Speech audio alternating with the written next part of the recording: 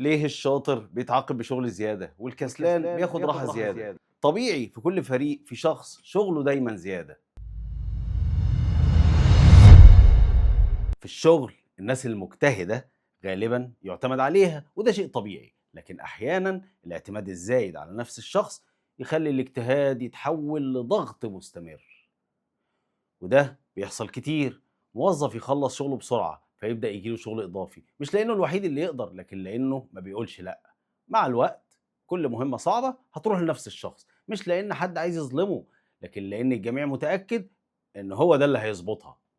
المشكلة لما الاجتهاد أحيانا يتحول لعقوبة. في آية في القرآن الكريم بتقول: ولا تبخسوا الناس أشياءهم. التقليل من جهد الإنسان أو استغلاله مش عدل. النبي عليه الصلاة والسلام قال: أعطوا الأجير أجره قبل أن يجف عرقه. والأجر هنا مش بس فلوس، الأجر هو العدل في توزيع المجهود والراحة، وإن الإحسان في الشغل لازم يتقابل بإحسان في التقدير مش باستنزاف. الوعي الإداري الحقيقي إنك توزع الحمل بالعدل مش بالاستسهال. لو عندك حد شاطر كافئه، ريحه، اديله مساحة يطور نفسه، مش تخليه يشيل شيلة غيره لحد ما يقع منك.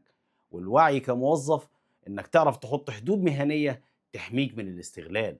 لو كنت مدير، راجع النهارده توزيع المهام في فريقك، هل بتكافئ الشاطر بضغط زيادة؟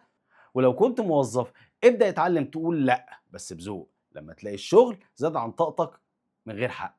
الاجتهاد قيمة لكن العدل هو اللي بيحميها. أنا محمد أبو حميد. الوعي مش بزنس، الوعي مسؤولية.